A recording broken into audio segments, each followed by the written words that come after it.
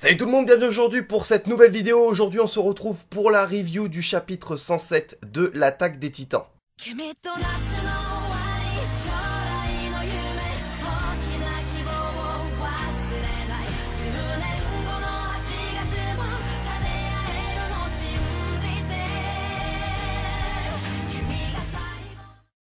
Je vais essayer de faire cette vidéo le plus vite possible parce que voilà, je manque un petit peu de batterie et de toute manière, j'ai pas énormément de choses à vous dire par rapport à ce chapitre. Il s'est passé quand même énormément de choses, mais j'ai pas 20 000 théories non plus. Et ouais, je suis enrhumé, je pense que tu l'as entendu. Seul mec enrhumé pendant l'été. Bref, on commence ce chapitre donc avec Eren justement, exactement à l'endroit où on l'avait laissé dans le dernier chapitre, donc au niveau de sa cellule, et Hanji qui vient justement lui parler. Bon, voilà. Pas grand chose d'intéressant à ce niveau-là. Tu vois qu'il y a une certaine tension entre les deux. Bon, on commence à comprendre pourquoi et justement tout ce qui nous a mené à ça va nous être expliqué dans un flashback. Donc, dans ce flashback, enfin, on voit la fin de la construction du port, on le voit enfin terminé tout simplement, et ils reçoivent leur première visite officielle qui confirme ce que l'on disait depuis très longtemps et ce qui avait déjà été dit plusieurs fois, que les alliés des Eldiens insulaires sont finalement ceux que l'on appelait les Asiatiques parce qu'on ne savait pas réellement. Donc la contrée c'est Eazul, je sais pas comment tu le prononces et je m'en tape un peu. Et au final le clan qui est concerné c'est les Azumabito, dont fait partie au final Mikasa, puisque de ce que l'on apprend après, une fois pendant cette fameuse réunion, Mikasa, donc je ne sais pas si ça concerne tous les Ackerman ou que une partie des Ackerman qu'on a vu, parce qu'a priori il y va et lui n'est pas concerné. Donc voilà, je pense plus que les descendants des Azumabito comme Mikasa ont été plus ou moins incorporés dans les Ackerman, qui peut-être de base n'étaient pas forcément une vraie famille, mais plus un sujet d'expérience, et au final ils en ont fait une certaine lignée, donc c'est peut-être ça, je sais pas. Mais en tout cas voilà, on n'a pas l'impression que Levi est concerné là-dedans, et donc on apprend que Mikasa est quand même issu d'une très grande lignée d'aristocrates du pays des Azul. Voilà, je le prononçais comme ça, je sais que c'est certainement mal prononcé.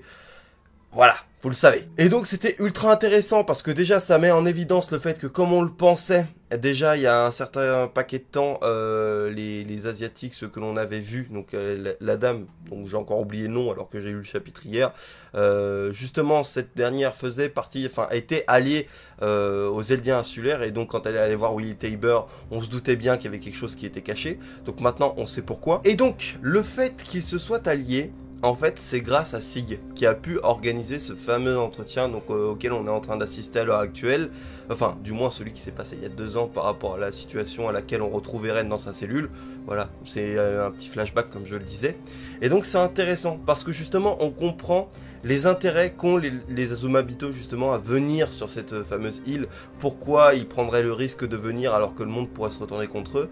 Et donc on comprend dorénavant grâce à Sig qu'ils ont un certain intérêt à venir ici, d'une part pour venir chercher, enfin pour proposer de venir, mais bon j'ai l'impression qu'ils vont plus la forcer. Mikasa, elle est rejointe justement parce qu'elle fait partie des dernières lignées aristocrates et blablabla, donc voilà, c'est la dernière descendante à ce niveau-là, du moins a priori de ceux qui sont restés sur l'île. Il y en a peut-être d'autres, mais j'en ai pas l'impression du tout. Et ce qui est surtout intéressant, donc, c'est que ce qui les intéresse aussi, c'est les ressources minières que tu peux trouver sur l'île, qui sont en fait utilisées maintenant, on le sait, dans l'équipement tridimensionnel. Donc c'est la ressource énergétique pour l'équipement tridimensionnel, mais qui va plus intéresser les Azumabito pour la valeur marchande finalement de ce minerai. Donc c'est pour ça qu'ils sont venus. Et autre fait extrêmement intéressant qui remet en cause ce que je pouvais dire, mais après bon, on sait pas vraiment si c'est voilà, c'est Sig qui le rapporte, mais est-ce que c'est vraiment le cas? On verra par la suite. En fait, Sig nous explique pourquoi enfin il a dénoncé ses parents à l'âge de 7 ans. C'est juste que a priori, d'après ce qu'il nous dit, d'après ce qu'il dit à cette personne du clan, c'est que il aurait entendu justement les Mars qui aurait trouvé en fait la planque de toute la résistance eldienne qui était en train de se mettre en place, et donc forcément pour éviter que tout le monde soit que tout le monde soit envoyé sur l'île du paradis et tué, au final il a décidé à l'âge de 7 ans de dénoncer ses parents pour éviter que ses grands-parents soient également déportés et que lui aussi. Donc c'est ce qu'on a l'impression, enfin c'est ce qu'il dit tout simplement, c'est qu'à cet âge-là il a réussi à prendre cette fameuse décision. Après j'y crois, ouais, effectivement, mais c'est vrai que tu te dis qu'à 7 ans, c'est quand même un peu tôt pour avoir pris conscience qu'il fallait dénoncer à ce moment-là, tu vois. Après, comme je le dis, c'est des dires de Sig, donc il peut les avoir un petit peu déformés, en fait, tout simplement. Mais bon, Ce serait un peu con de nous faire tourner en rond juste pour ça. Donc on va partir du principe que Sig a réellement dénoncé ses parents parce qu'il savait que ce serait bénéfique pour le reste de la résistance. Et enfin, tous ceux qui disaient que voilà, Sig n'était pas du côté des Eldiens, etc. Parce qu'il les a tous tués, bon bah voilà, on en a un petit peu la raison. C'était de toute manière pour se faire bien voir au vu des mares, pour pouvoir justement mettre au point son fameux plan pour récupérer le titan originel et pouvoir justement faire son, comment ils appellent ça, le grand terrassement. Donc finalement, on en apprend beaucoup, on comprend plus les intentions de Sig, on comprend, enfin, si ce sont réellement ses vraies intentions, s'il n'y a pas de magouille derrière, ce qui est possible, il y en aura peut-être certainement, mais en tout cas de ce qu'on comprend, c'est que finalement il était réellement du côté des Eldiens, mais qu'il s'est vu forcé en fait de faire tout ce qu'il a fait, de commettre tous les meurtres qu'il a pu commettre. Voilà, c'est ce qu'on peut en comprendre d'après ses dires et d'après la discussion qu'il a eue avec le clan Azumabito. Et donc on arrive enfin à ce fameux plan de Sig, son plan pour le grand terrassement et pour finalement sauver les Eldiens de ce que l'on comprend. En fait, le plan a priori de ce que j'en ai compris, et je peux être complètement à côté justement, n'hésitez pas à me corriger, il n'y a aucun problème. De ce que j'ai compris, donc il se divise en 3 étapes. La première étape, ce serait de faire en sorte une sorte de démonstration du pouvoir de grand terrassement pour effrayer les gens et faire en sorte qu'ils ne se mettent pas à attaquer justement les Eldiens insulaires, d'après ce qu'on comprend, enfin d'après ce que j'ai compris plutôt. La deuxième étape serait donc de rendre les Eldiens insulaires, enfin leur civilisation, j'allais dire au goût du jour, en fait justement les armer technologiquement pour qu'ils puissent rivaliser avec tout le monde, et ça en faisant appel au clan Azumabito qui justement possède les ressources nécessaires pour ça. Mais comme ils le disent, ce qui se passe c'est qu'ils ont à peu près 100 ans de retard en termes technologiques, et après pour rattraper ce retard, effectivement il faudrait pas 100 ans, mais au moins compter une cinquantaine d'années pour pouvoir financer tout ça. Le problème, ce qu'on se rend compte assez rapidement, c'est que durant ces 50 années, bon, mis à part le fait qu'ils aient justement un petit peu effrayé avec le grand terrassement pour essayer de repousser les ennemis, enfin, pour essayer de les dissuader d'attaquer en attendant qu'ils puissent s'armer en termes technologiques, il se pose quand même le problème de pouvoir transmettre les titans parce que 50 années, c'est long. C'est long, et on sait que la vie estimée d'un détenteur d'un titan, je crois que c'est 13 ans si je me trompe plus. C'est vrai que ça fait longtemps que je me souviens pas de ça, mais oui, j'aurais dit à peu près 13 ans. Donc on se rend compte que effectivement tout ce qui est titan va devoir, tous les titans devront être transmis, donc le titan bestial, le titan originel que possède actuellement Eren, tout ça va devoir être transmis pour pouvoir en cas d'attaque déclencher le grand terrassement à tout moment. Et c'est ça l'objectif de ce fameux plan. Donc pour vivre en paix, le but c'est de dissuader toutes les attaques, de ce que je comprends. C'est le fait de finalement être tellement puissant et que le monde le sache que finalement, au final, à la finalité, personne ne t'attaquerait. Et donc tu vivrais en paix, et comme maintenant ils ont leur port et tout ça, il pourrait y avoir des discussions, des interventions, certains bateaux qui pourraient venir se poser pour des interventions officielles comme il se passe actuellement. Donc effectivement, ce serait extrêmement intéressant, c'est un plan intéressant. Maintenant, est-ce qu'on nous a tout dit sur ce fameux plan ?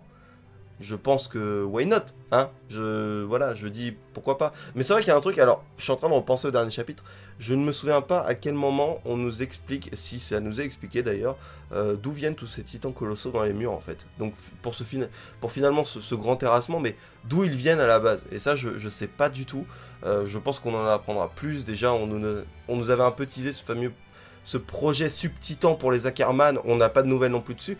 Donc il y a vraiment beaucoup de points à éclaircir et j'ai hâte d'avoir toutes ces réponses. Et donc finalement je reviens à cette histoire de transmission. Donc le problème face auquel ils vont se retrouver à nouveau, c'est de revivre ce que vivait la famille Fritz, c'est ça? Ou Reiss, je sais jamais.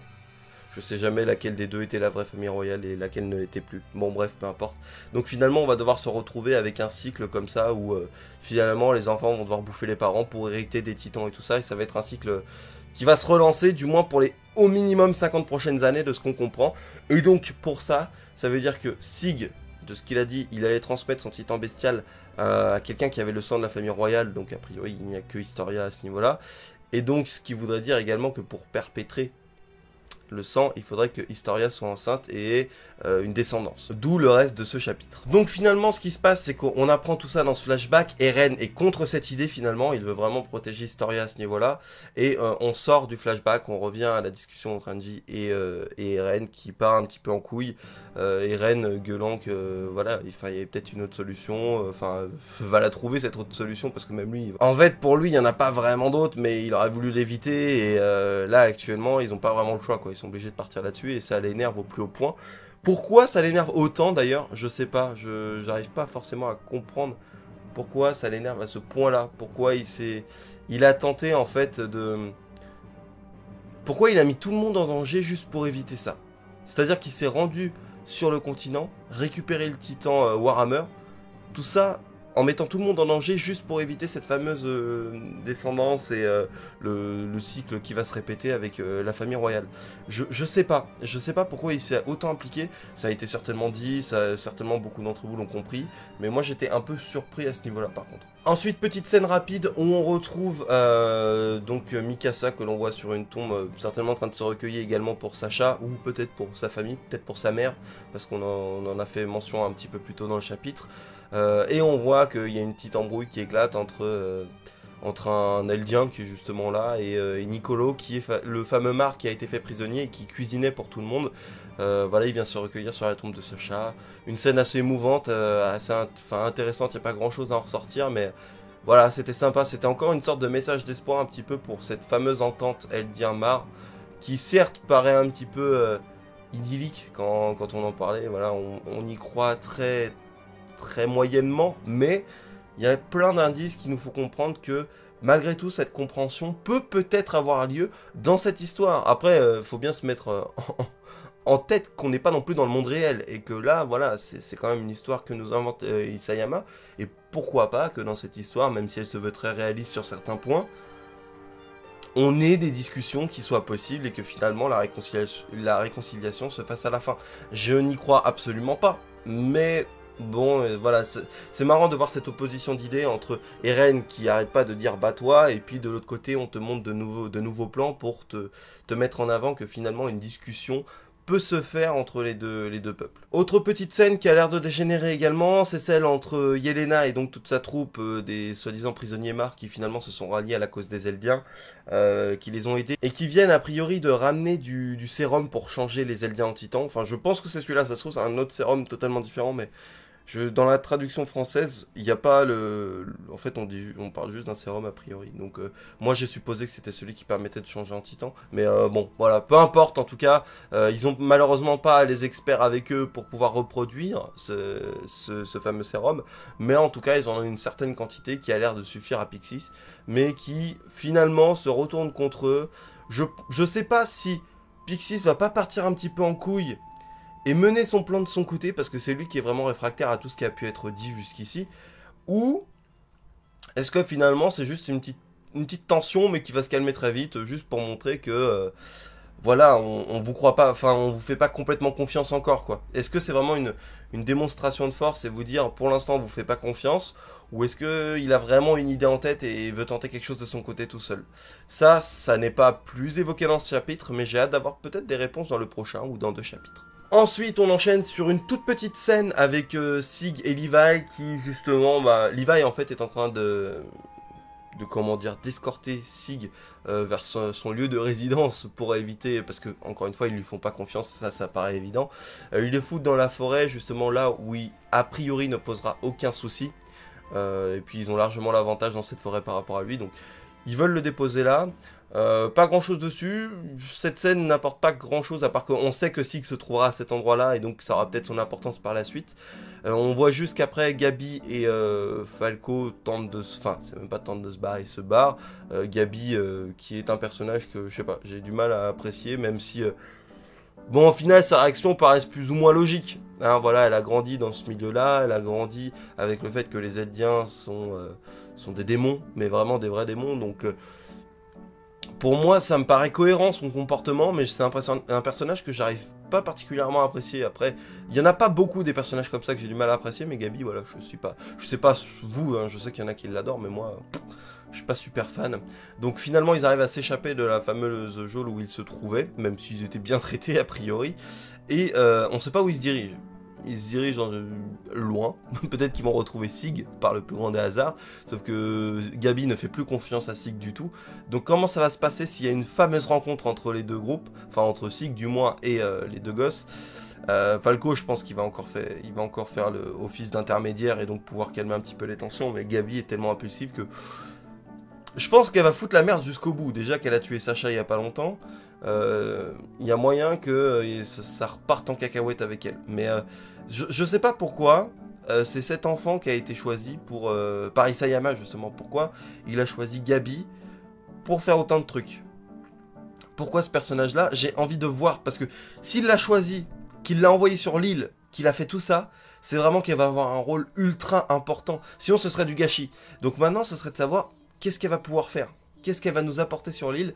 Quelles sont les choses qu'elle va pouvoir complètement chambouler? Comme déjà, le fait d'avoir assassiné Sacha, c'était assez surprenant, on s'y attendait pas. Déjà, on s'attendait pas à ce qu'elle puisse monter sur le dirigeable. Finalement, elle y arrive. Elle tue Sacha, tout simplement.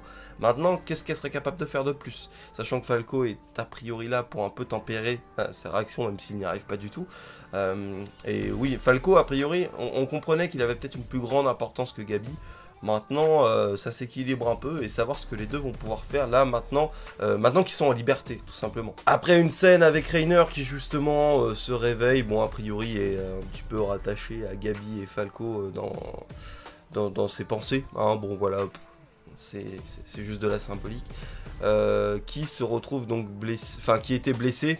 On le savait, qui se retrouve dans un lit d'hôpital a priori avec les 3 autres, enfin ils sont 3 a priori guerriers, donc avec Pic et Porco je crois qu'il s'appelle, ouais, ou Galliard, bref peu importe. Donc voilà, les 3 sont là et pas grand chose, là-dessus pas grand chose, ils ont l'air juste bien dégoûtés hein, de tout ce qui s'est passé. Alors maintenant reste à savoir comment ils vont procéder pour la suite. Est-ce que Pic, qui est loin d'être bête, va faire quelque chose d'assez exceptionnel, peut-être, je sais pas. Non, je veux même pas prédire quoi que ce soit, parce que ça se voit qu'elle n'était pas au courant du tout du plan, donc à aucun moment elle aurait pu peut-être tenter de rejoindre Sig ou quoi. Donc je sais pas, est-ce que Reiner va finalement rester du côté des Mars? Est-ce qu'il va plutôt retourner du côté des Eldiens avec tout ce qui vient de se passer? Est-ce que finalement il va y avoir une révolte également sur le continent? Parce que bah, les 3 ont l'air un petit peu totalement chamboulés, que finalement celui qui les dirigeait, celui qui est à leur tête, bah, est de l'autre côté au final, et a ses raisons d'être de l'autre côté, même s'ils n'y connaissent pas, il a ses raisons, donc je sais pas comment ils vont voir les choses. Si on nous les a montrés, c'est pas pour rien, on va les revoir très prochainement je pense, maintenant savoir ce qu'ils vont faire.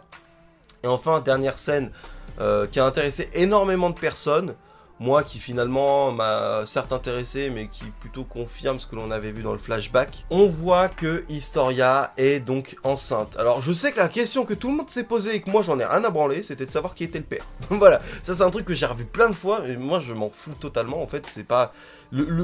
L'intérêt n'y est pas en fait, le seul but du gamin c'était finalement d'avoir le sang royal. Donc que le père ait du sang royal ou pas, on s'en moque. Enfin, c'est-à-dire que eux ils s'en moquent, donc... Finalement, le père, c'est peut-être juste le mec qu'on voit qui dit prends soin de toi, Historia. Et ce mec-là, je vois pas qui c'est, mais on s'en fout. Enfin, je veux dire, c'est pas. Pour moi, c'est pas ça qui m'importait. Vraiment, pour moi, ce qui est le plus important, c'est de savoir si. Dans combien de temps elle va donc hériter du titan bestial. Parce qu'a priori, donc Sig est allée dans la forêt, donc elle ne l'a pas encore. Mais dans combien de temps elle va l'avoir? Est-ce que finalement, ça va vraiment se faire comme ils l'avaient prévu et ils vont transmettre les titans petit à petit? Et si c'est vraiment le cas, c'est pas possible. Enfin, c'est pas possible dans le sens où. Avec toutes les infos qu'on a, avec tous nos personnages principaux que l'on voit actuellement, comment peuvent-ils se permettre de... Enfin, comment ils peuvent se permettre de passer 50 ans après? Donc, tous nos personnages, soit sont très vieux, soit voilà, ils servent plus à grand-chose. Je vois pas l'intérêt, en fait, de les faire passer dans 50 années, quoi. Parce qu'on sait que, voilà, ils seront équipés en termes de technologique et en termes de militaire dans à peu près 50 ans, mais... Je vois plus ça, peut-être s'il y a un truc, ce sera à la fin du manga, quoi. Le fait qu'on voit plus nos personnages, qu'on les voit peut-être plus âgés, peut-être grands-parents, parents ou quoi que ce soit, mais les voir maintenant, enfin nous skipper nos personnages principaux très prochainement pour arriver à la fin, je trouve ça trop bizarre, donc je pense qu'il va se passer énormément d'événements, même pendant que Historia va être enceinte, là, ou même si elle accouche, voilà, je veux dire, il va se passer tellement de trucs que... ça se passera pas comme le plan de Sig le voyait là actuellement. À voir après comment ils vont, enfin dans combien de temps ils vont lancer le grand terrassement. Qu'est-ce qu'ils vont en faire? Est-ce que ça va déborder? Est-ce qu'il va y avoir des trucs? Parce que a priori la première partie du plan c'est quand même de le lancer pour montrer au monde l'étendue de leur pouvoir, juste pour effrayer. À voir. C'est vrai qu'il y a tellement de questions qui viennent avec ce chapitre, plus que de théories ou de réponses. Donc ouais, pour moi c'est un chapitre qui m'a laissé complètement dans le vague par rapport à tout ce qu'on aurait pu penser au début, et c'est ça que je trouve génial justement dans cette œuvre, c'est d'être parfois complètement perdu et après d'avoir tous les éléments de réponse et te dire mais c'est du génie quoi. Donc voilà, moi je kiffe en tout cas, et j'espère que vous, ça vous aura plu, j'espère que cette review vous aura plu, même si je n'ai pas vraiment apporté de théorie, c'est juste que je réfléchis, j'essaye de voir toutes les possibilités, et il y en a tellement que je ne peux même pas vous en sortir en vidéo, parce que c'est impossible. Voilà, j'ai pas de théorie particulière, donc sur ce, je vous laisse, je vous remercie vraiment d'avoir suivi cette vidéo. N'hésitez pas, si vous n'êtes pas encore, à vous abonner à la chaîne. J'ai créé un compte Instagram il y a pas longtemps, il y a un moment maintenant, mais je commence à essayer de poster un petit peu plus dessus.